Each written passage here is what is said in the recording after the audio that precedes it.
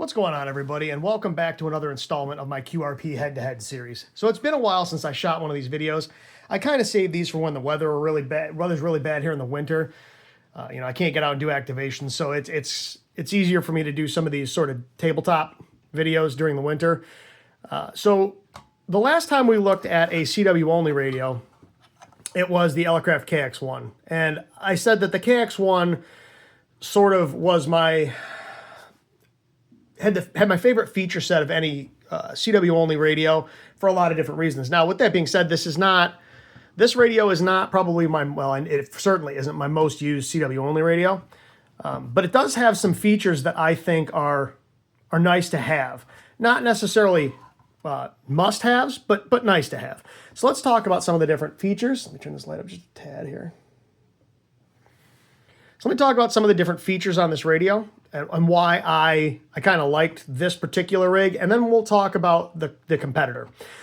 So this radio, if you don't remember or you didn't see the videos with this radio before, I will put cards up in the corner here so you can see what this radio is all about. But this radio is, it's from Elecraft. It was only available as a kit. They're very hard to get. They're expensive. You find them $600 or thereabouts for sale. This particular radio is a 4-bander. So this is 80, 40, 30, 20. This one has the internal antenna tuner. Some of the things that made this radio compelling for me, it does have the ability to take internal batteries. Now, the internal battery situation in this thing's not great. It's AA's.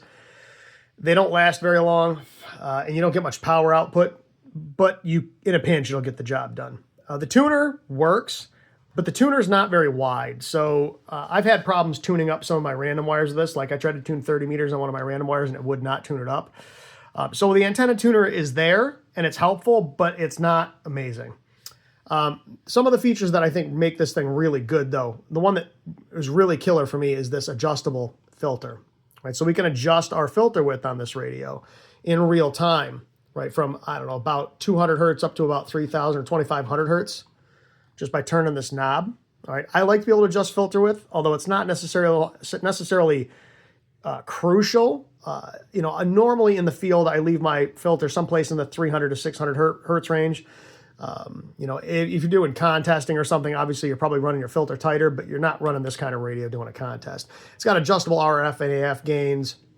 So it's really kind of a cool radio. Now, it's not perfect. This screen is garbage. It's like a 2-digit screen, or I forget if it's 2 or 3 digits, but it's hard to read. The menu structure in this thing is typical Elecraft. It's horrendous. It's not super intuitive. It's got this ever so useful map light on it, which, or logging light on it, whatever you want to call it, which is, of questionable usefulness. But this is really a cool radio, and it's unique. They're kind of hard to get these days. Like I said, they were only available as kits. They haven't been made in a long time, so they are desirable. So let me just quickly rehash the specs of this particular radio, and then we'll get to the contender. So, the KX1. So price, like I said, good luck. They're around $600, but trying to find one for sale can be hard, and when you do, they're expensive. The size, it is 5.2 inches by 3 inches by 1.3 inches. It weighs about 9 ounces. Power output's about 5 watts. In my experience, especially on the internal battery, like I said, the power output is 2 watts or less. You get somewhere between 3.5 and 4.5 watts of output on this radio, depending on the band and the SWR on the antenna and various other things like that. It's got an internal tuner. Now, not all of these were available with internal tuners. This particular kit had it. It was an option. Internal batteries, we talked about that. It's an 80, 40, 30, 20 radio. Some of them are only 2-band and some are 3-band. Okay, so this one happens to be a 4-band radio.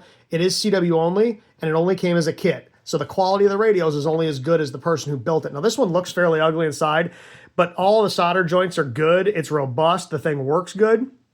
So I'm not too concerned about the quality of this particular kit. I've used this radio a considerable amount, and I've never had any issues with it. But again, depending on which KX1 you get, it might only be a 2-band radio. It might be a 3-band radio. It might be a 4-band radio. It might have an internal tuner. It might not. Okay. So, like I said, while it's got some cool features, it's not perfect. So let's talk about the contender. All right, so the radio that we're going to put it up against today, and that is the KM4CFT CFT1. So this radio is designed by Jonathan Kane, KM4CFT. Now, I beta tested this radio when it first, well, before it first came out. When he first built these, I was one of the original 10 beta testers on this radio. Oh, I'm sorry, I bumped the camera. So I've got a lot of experience with this radio. And this radio is identical to a production radio. The only exception to that is this does not have the transmit light that the production models do. Other than that, this radio is identical. This top plate was not the original one. He changed this when he put exit in it, and he changed the front panel here to denote that. All right, the original ones didn't have exit; they only had RIT. But let's talk a little bit about this radio. We'll look at some of its features. We'll talk about why I like this radio, and then we'll talk about which one I think is probably my favorite of the two and why I think that's the case. So let's talk about the specs for this guy. So the CFT1, it's available a couple of different ways. A kit is $319.95. Assembled, I've got $2 signs there, I messed that one up, is $399.95. You can get it with pre-wound toroids, but as a kit for I think 40 bucks more, I don't remember. They're available at hamgadgets.com. Now that is a fairly steep price for what is essentially just a little QRP radio. But I think the price is justified. Keep in mind that this radio is designed and built here in the U.S. Now, the parts obviously aren't built here in the U.S., right? A lot of those electronic components, none of them are made in the United States. But Jonathan designed this thing here. They're all assembled here. All the parts are, all the soldering on the boards is done here in the United States. All the toroids are wound here in the United States, right? So there's a lot of manual labor here in the U.S. that goes into that, and that's not cheap, okay? There are some other things about this radio that I think make it worth the money. Now, there are people who will vehemently disagree with me. That's okay. You're welcome to disagree, but for me and my use case, I think it's worth the money. As far as size is concerned, it's 2 3/4 inches by 4 inches by 1.5 inches. It weighs 219 grams or 7.8 ounces. So it is smaller and lighter than the KX1. So you can see it's just about the same height. It's a tiny bit taller, but it is substantially smaller. All right. So the size-wise, this radio is better. Now, this doesn't have an internal tuner, doesn't have the ability to take internal batteries. We'll talk about that in a little bit. Power output is 8 watts on 40 meters, 5 watts on 30 and 20, and 3 watts on 17 and 15. This is a 5-band radio, and it is the correct 5 bands. A lot of these little QRP radios have some wonky bands. So like you look at, well, like the KX1 I've got here, right? 80, 40, 30, 20. 80 meters is not super useful on a field radio, I don't think. You look at like a L&R MTR4B right there, 80, 40, 30, 20. That 80 meters, not super useful. Now, it might be at the bottom of the solar cycle, but an 80-meter antenna in the field is kind of a nightmare. Unless you're using a coil-loaded vertical or something. But 40, 30, 20, 15, 17, that is the perfect band stack as far as I'm concerned, right? You've got 40 and 30 for sort of your intermediate range or more localized stuff during the day, or, you know, DX at night. You got your 20 meters, which is our bread and butter band, and then we've got 17 for our a work band, and we've got 15 for our long distance daytime DX type stuff when the bands are good. For me, that's the sort of the sweet spot as far as the band selection is concerned. All right. It is CW only, just like the KX1. All right. So let's take a look at this radio. Now, I do have the Tufton 3D printed cover. Pops on here like so. All right. That's cool because you can flip it around. Those two magnets, magnet to these little screws on the bottom, and it turns into a stand, which I think is kind of neat. I'm going to raise the camera up here a little bit and change the angle so it's a little more downward, so we can see the radio a little better. So let's just talk about the layout briefly. So we've got a very readable LCD screen. We've got a volume knob and we have a tuning knob. We've got a menu button. We've got 4 memory playbacks for CW memories. We've got our band selection and our transmit tuning, incremental tuning knob. And we have our RIT. We can push this guy to do RIT. Over here, we've got our BNC and our power. On this side, we've got our power switch. On this side, we've got our power jack, we've got our audio, and we've got our paddle jacks. So it's a pretty simple layout. So let me go ahead and put some power to this thing. I'm actually going to power it with this guy. I don't know if we can see that or not. So this is a W0AEZ ultralight QRP battery. So this is a 5 amp hour battery and it's dinky. So I'm testing this battery. This is a super cool little piece of kit. It's USB PD. It's got a little power indicator here. So you're going to see this a lot on the channel paired with some of these little QRP radios. It's a 5 amp hour battery and you can see how tiny it is. So let me go ahead and get my 12 volt trigger cable. Plug that into the power jack. And you can see we've got our 100% power on our battery there. Let me go hook up a speaker, because this does not have an internal speaker, as most of these little CW only radios don't. So we're going to use an Anker Soundcore Mini.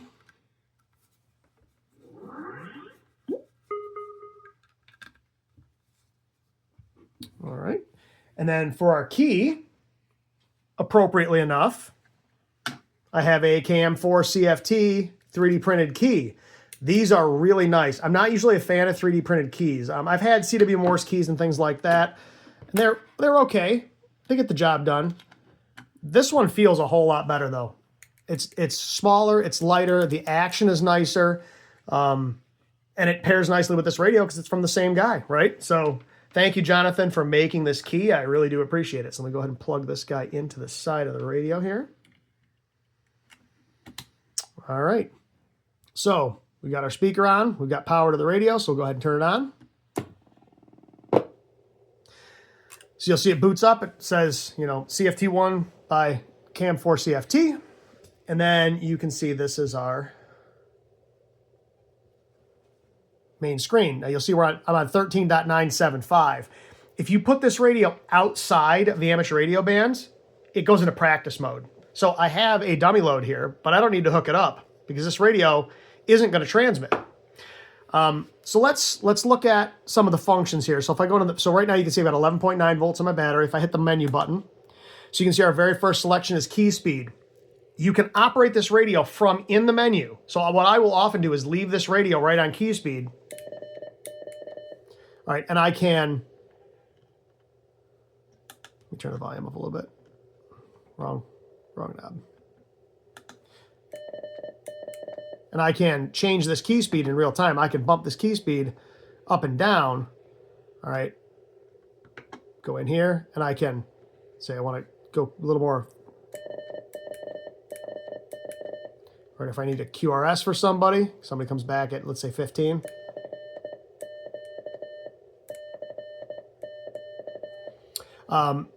The side tone on this radio sounds nice. And one of the really cool things is it is adjustable. All right, so I can change this CW pitch. So I quite often run 580 hertz or 590 hertz.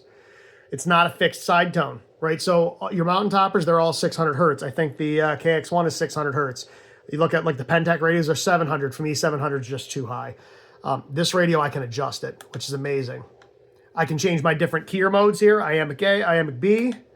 Oops, sorry. I've got iambic B, straight key, straight key mono, and straight key stereo, depending on what kind of cable you've got, and iambic A. All right. So I normally key in iambic B, so I leave it in that. If I'm going to run a straight key, obviously we can switch it to straight key. We've got our CW pitch, which we looked at. Our paddle direction. So if you are somebody, if you're left-handed or you're somebody like Jonathan or like Aaron Bowman, W4ARB, who keys, so Aaron, most people are going to be dits on your thumb, DAs on your finger. He does it reversed. Okay, so you can change that. Let me go back and change my key speed back. That's going to drive me nuts. Whoops. So like I said, if you're somebody like Aaron, or Jonathan, I believe, is the same way, you can change your your key so that it will switch. You can set your CW messages from in here, and again, there are 4. And to send them, you just push the buttons here on the front. Right, so there's 1, there's 2, there's 3, there's 4. So you can see I've got number 1 set is CQ POTA. Number 2 set is Thank You in 72 from K2EJT. Number 3 is CQ SOTA. And number 4 is QRZ. All right, so I've got all 4 set. We can set our beacon interval. So if we push it 1 time, it will send that message once. If we long press, it will beacon. The beacon interval is 4 seconds in between. You can set beacon times. How many times do you want it to beacon before it stops? We can turn our backlight on and off. So if you're trying to save battery power, you can turn the LCD backlight on and off. We've got a calibration menu, which you shouldn't have to worry about. And we're back to CW speed again. This radio is dead simple to operate. Menu. The most commonly used things are first, CW speed, key or type, CW pitch, right? Paddle direction. We can set our messages. That's it, man. Right? It's dead simple to use. And like I said, you can operate from in the menu. So if I'm working and somebody comes back to me slower, I can very easily QRS. Right? That's one of the things I really like about this radio. You can't do that, let's say, on a mountaintop. I'm really a big fan of the mountaintop radios, but you can't operate from inside the menus. As soon as you put the radio in menu mode, it's deaf. It stops receiving. This radio, I leave it in key speed. So like when I'm doing a POTA or a SOTA activation, I leave it in key speed so I can QRS or QRQ in real time. All right. One of the things I love about this radio. We've got our message playbacks.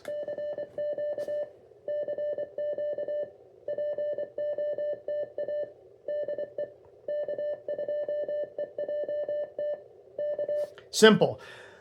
Radio's really easy to use. Jonathan took a lot of feedback as far as how this radio should be laid out. He took a lot of feedback on, how the menu should be structured, what things should be first, what things weren't so important, what things you didn't have to worry about at all. And the other really nice thing about this radio is a super heterodyne receiver with a crystal filter. It's a 350 hertz crystal filter. And the receiver in this thing is fantastic. The filtering is fantastic. This radio is a pleasure to operate. It's not as affected by, adjacent signals because it is a mechanical filter. Unlike an SDR where, you're trying to filter that entire bandwidth you're listening to, right? This thing's got a crystal filter filtering out everything except for that last 350 hertz.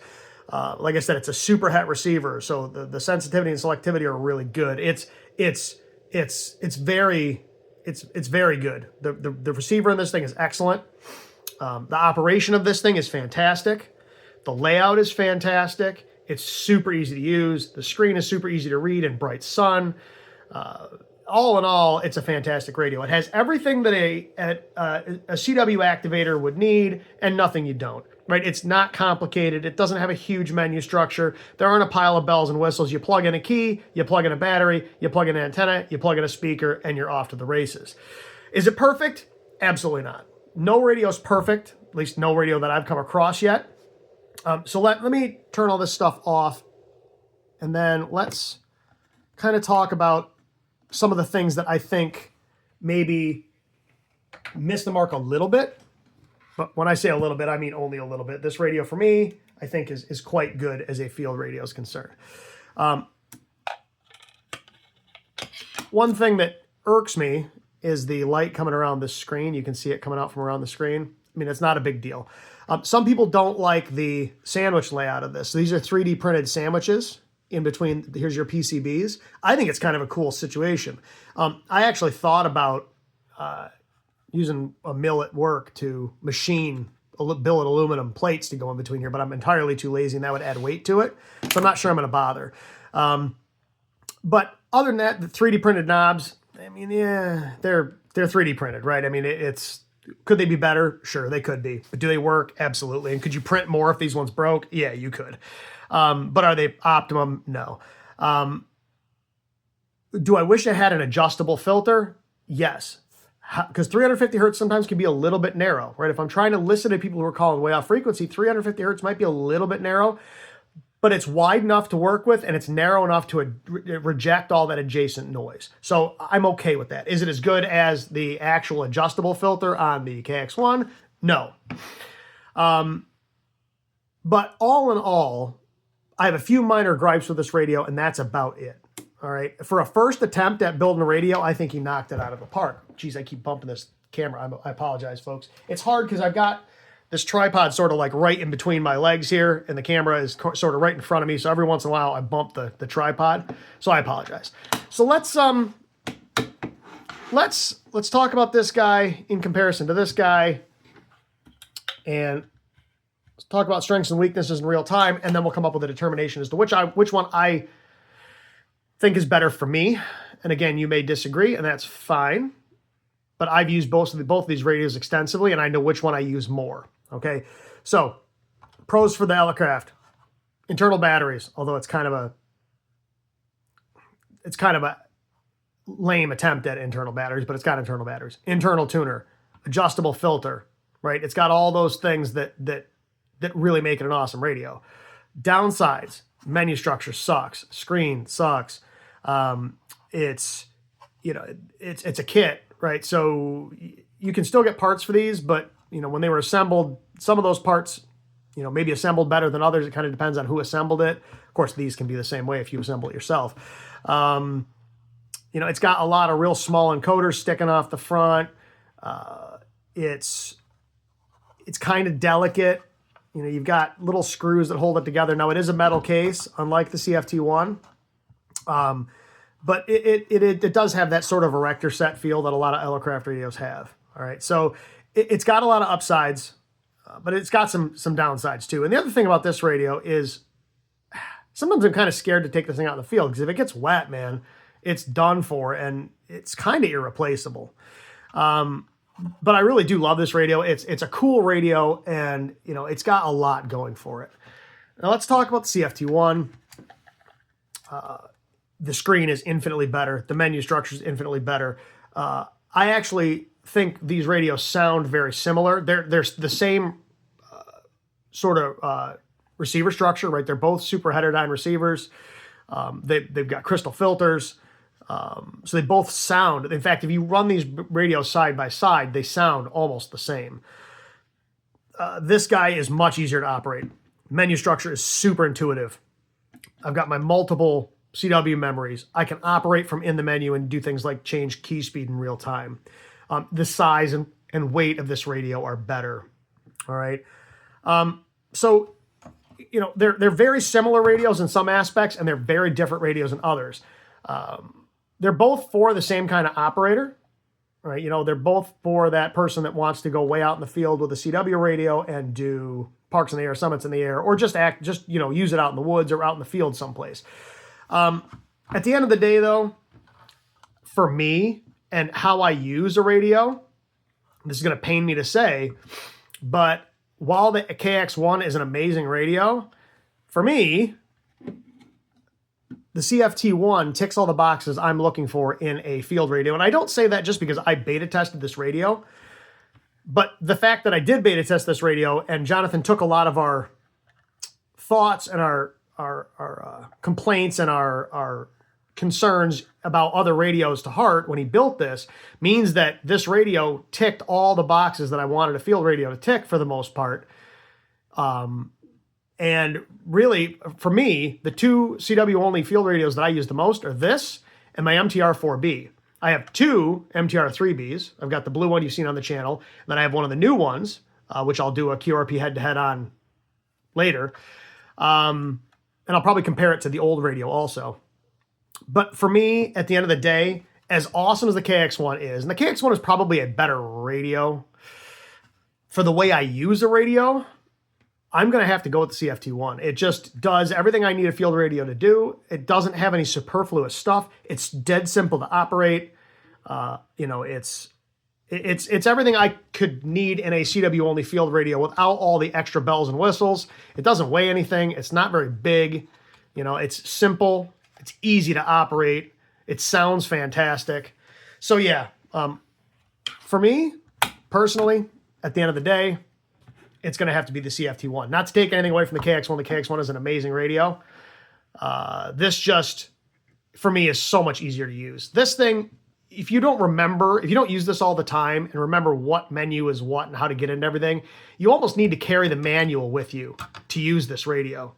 This radio, I can hand this radio to anybody who's ever operated a CW radio before, no manual, just hand them the radio, and they'd be on the air in under a minute. This radio, they'd be reading a book before they were ready to get on the air with this thing. That's the difference between these two radios. And for me, dead simple in the field is better. So for me, as crazy as this may sound,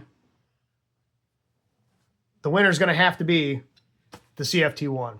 So Jonathan, thank you for building this thing. Thank you for taking our thoughts into consideration when you built this. I think you did a really good job with it. I'm really interested to see what you do in the future. I know you've got some other things up your sleeve, and I'm really curious to see how those turn out, because if you did this well with your first attempt, I can't wait to see what the second one is like.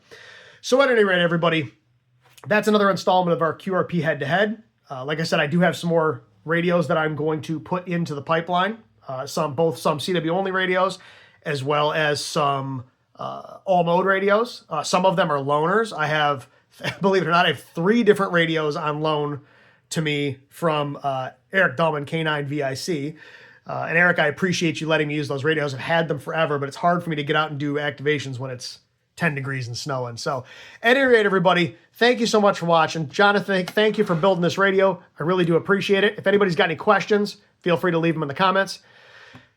So with that being said, thank you so much for watching, everybody. I really do appreciate it. And until next time, as always, 7-3.